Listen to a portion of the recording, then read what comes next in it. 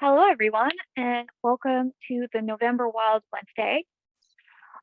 Thank you guys for tuning in to this virtual tour of Atlanta State Park. This is a beautiful gem of a Texas state park up in the far northeast corner of Texas. It has towering pine trees, a beautiful illumination of fall colors, of those yellows, oranges, and reds, great lush colors in the spring and summer, nice lake, and great overnight camping and hiking. And now I get to introduce our wonderful guide to Atlanta State Park. Dustin, can you please take it away and tell us about your amazing place and your amazing park? Well, howdy, folks. My name is Ranger Dustin. I work at Atlanta State Park and also at Cattle Lake State Park. You'll have to excuse me. I am a little sick. I'm coming off some crud, so if I sound a little nasally, that's why. But as you can see, we're going to talk about Atlanta State Park. It is a peaceful retreat. I do mean that when I say peaceful retreat. This sunset in the background that you see is one of many beautiful features of this park. But generally speaking, Atlanta State Park stays pretty quiet. We get lots of visitors from all over the country coming here. So that might surprise you that it stays quiet. And I think that it is peaceful because of the forest and the fact that all of the different camp loops are kind of put back away from each other, nestled into the forest. And we're gonna look at that a little bit closer as we go through. Okay, so as you can see, we're up here in Northeast Texas. We're over here at the four state corner area between Oklahoma, Arkansas, Texas, and Louisiana. And this the forest up here sits on these red dirt bluffs that is so iconic in Northeast Texas. We have lots of rolling hills, thick stands of pine trees and hardwoods. And it really is a beautiful forest. As far as location goes, we're not too far from some major amenities. We're really close to Texarkana, and in fact, the lake that we sit on has a whole bunch more of Army Corps of Engineer locations. So the fact that we're so close to Texarkana, we're not too far from Shreveport. We have lots of public land access on the lake.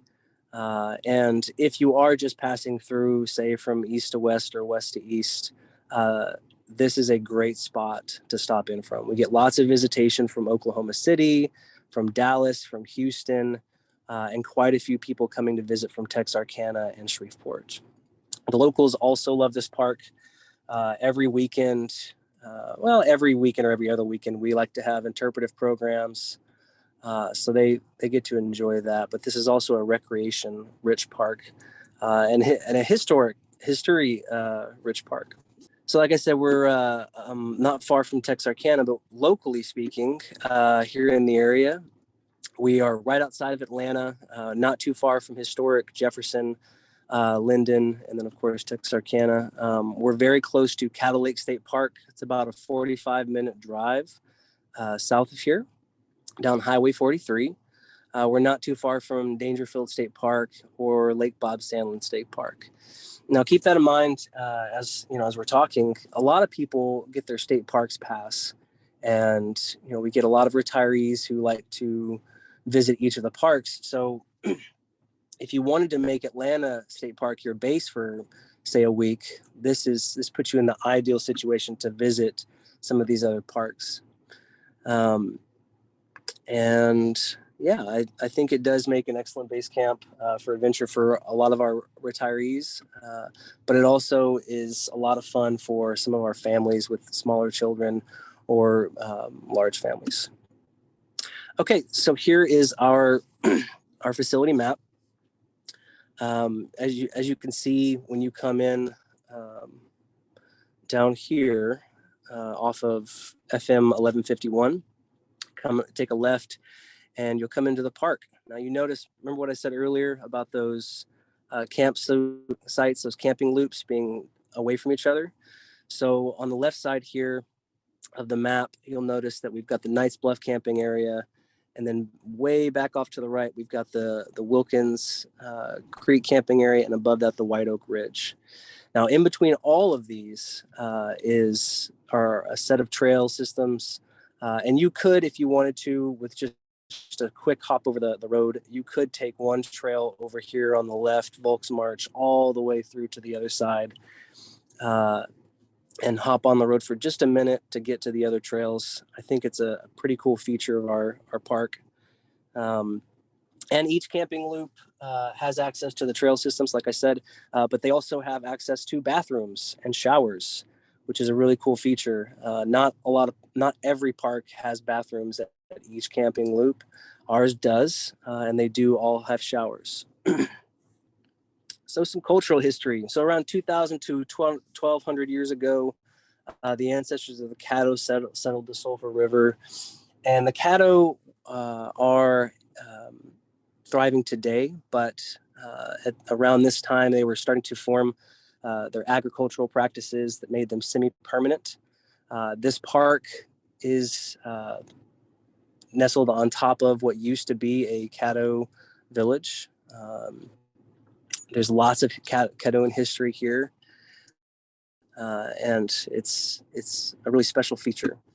After the 1830s, Anglo settlers discovered the area, and they were mostly farmers, and they produced cotton, corn, and they were pig farmers in the early 20th century. But they did bring their wagons through here to hop on the ferry that would cross then the Sulphur River. And you can still see the wagon ruts today if you go on one of our trails here, the Bobo Trace Ferry Trace Trail. And I think it's really cool because when I walk on that trail, it's seemingly just regular forest, and then it cuts deep into the earth. And on either side of you, unless you're 7 foot tall, the banks raise up, and you can see the ruts where the wagons used to come through. Construction on the lake's dam began in 1948 and finished in 1953. The lake covers about 30,000 acres. It has 170 miles of shoreline. So our pricing for Atlanta State Park. So day use is $3 per adult for the day. Children 12 and under are free, and that's all state parks.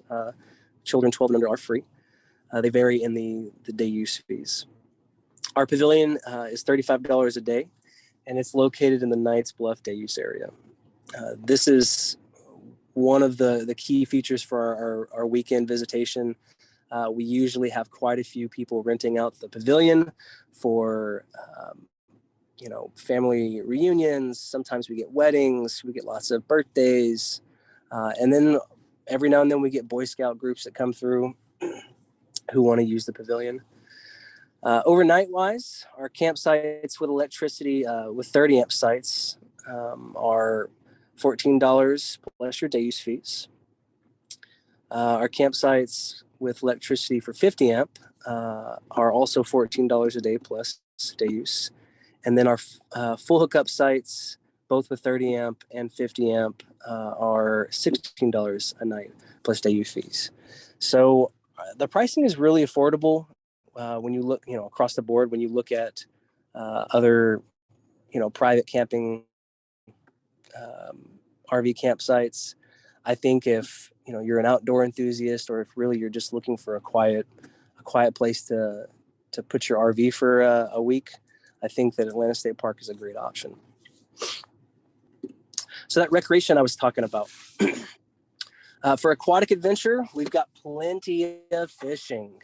We get anglers from all over the U.S. coming to Lake Wright-Patman for the bass and the catfish. And it's every day we're getting people up top who want to show us their catch. Boaters, if you want to go fast, you can go fast here.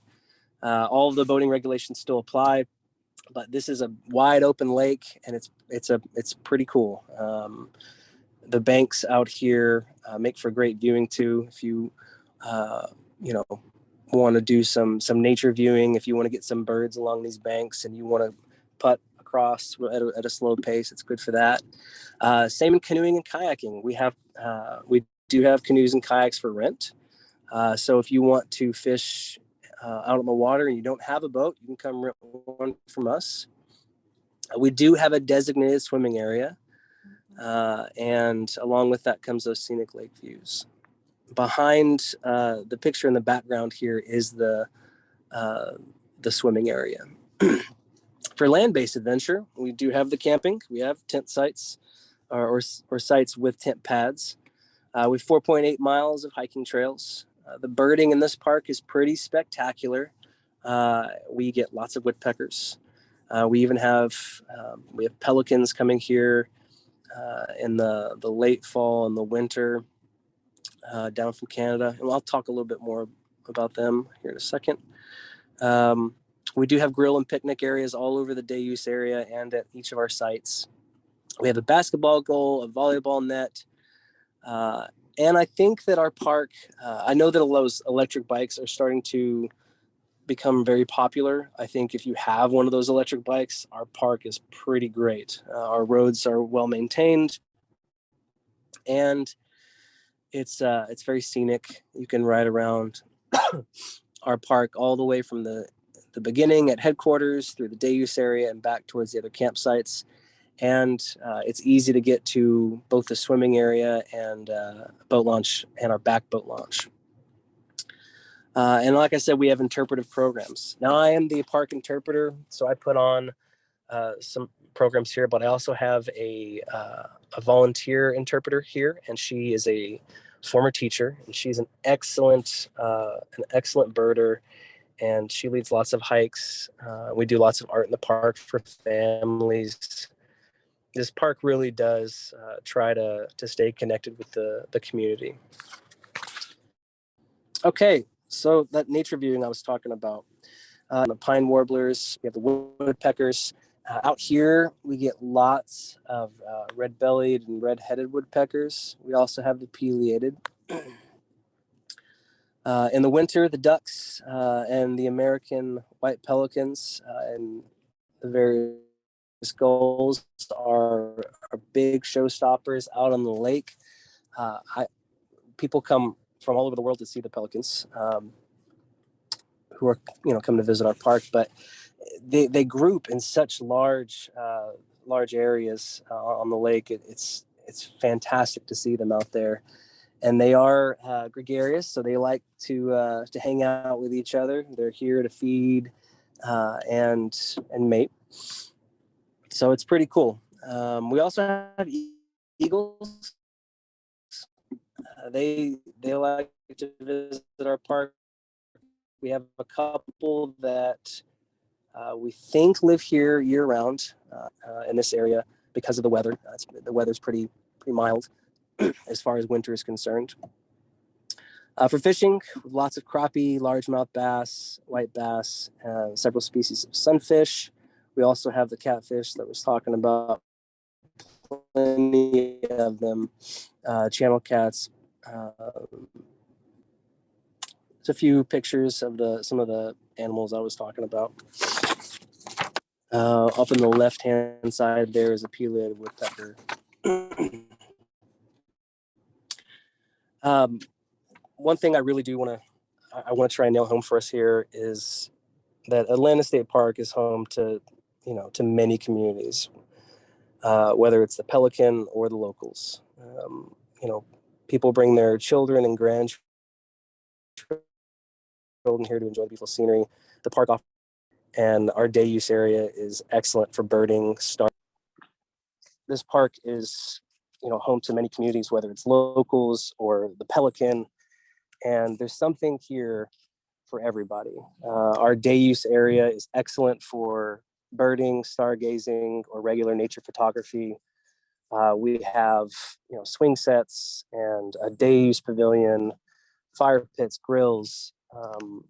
This park really is an excellent place to set up for a week at a time if you're driving across the country, or if you are looking for a place to stop for just a night. This is the park for you. It's recreation heavy and nature heavy. So I am ready when you are for this hike that we're going to go on.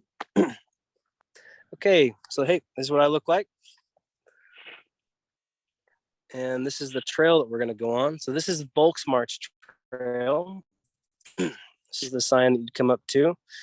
And right behind me is the Knights Bluff camping area. This is a portion of it.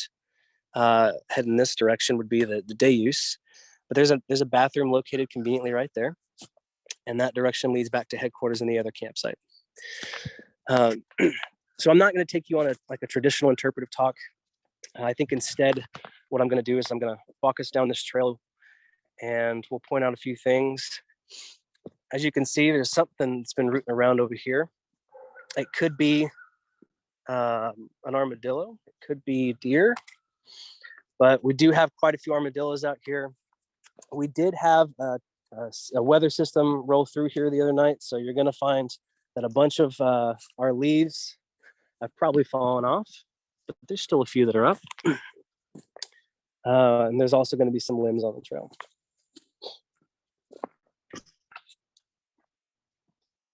See if we can find anything here. You'll notice that these pines are interspersed with these hardwoods, and they are very tall.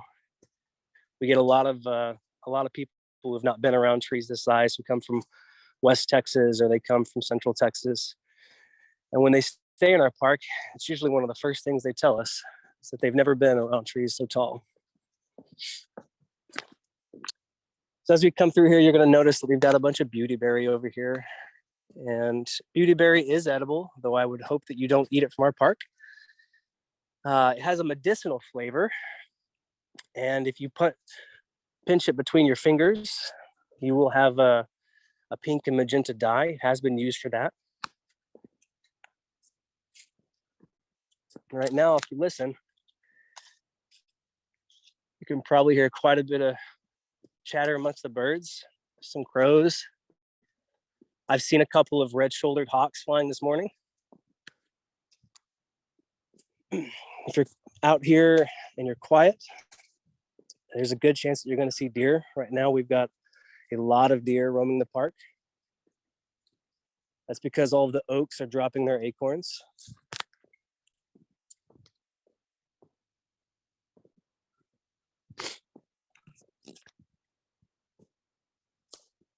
And Aaron, if there's any questions that they have that I can answer right now, you can go and kick them my way. Okay.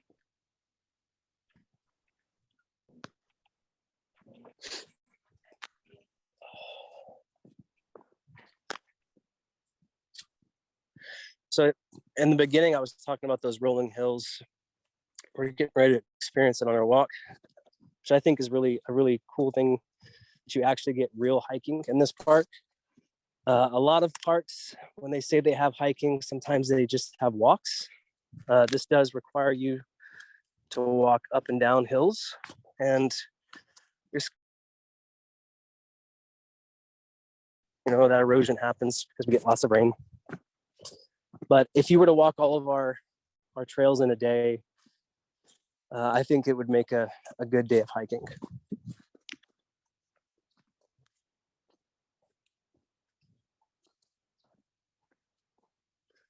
There's some fall foliage up there.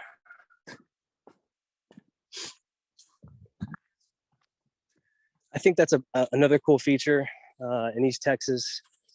We're going to get fall foliage, but we're also going to keep those green pine trees. And I think the contrast is really beautiful. Over here right now, I'm looking at a bunch of yellows and oranges, but in the background, we've still got plenty of green. This hike that this trail that we're going on right now is one of my favorites for night hikes. I'll bring people through the park at night, and we'll talk about some of nature's night shift. So we'll talk about the coyotes and the owls, flying squirrels. This is also a good trail for birding, because the canopy top is still somewhat open. And at the end of this trail, it's actually a really special place for woodpeckers, which we're going to talk about a little bit. You'll notice some of our trees do have some char black on them.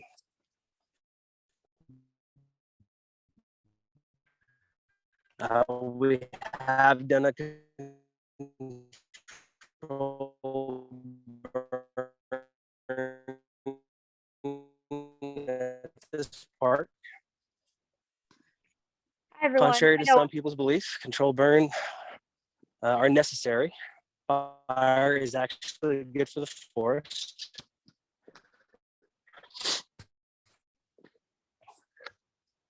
Hi, Dustin. You're breaking up. Your bandwidth just slowed down a little bit. So do you want to answer a few questions? Yes. Do you have any programs coming up soon?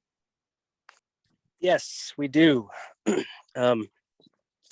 going to Friday and the 18th as well.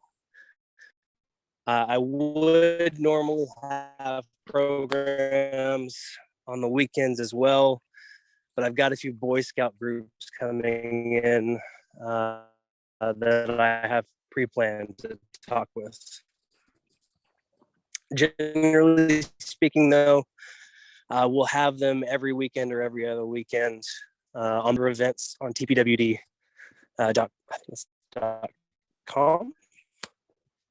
.gov. The next question is, how many miles of hiking trails? And we have lost Dustin. So for miles of hiking trail, let me go get that number for y'all real quick. They have 4.8 miles of hiking trails, including a 0.8 nature trail. So I'm going to go ahead and wrap up the Zoom. But thank you all for coming.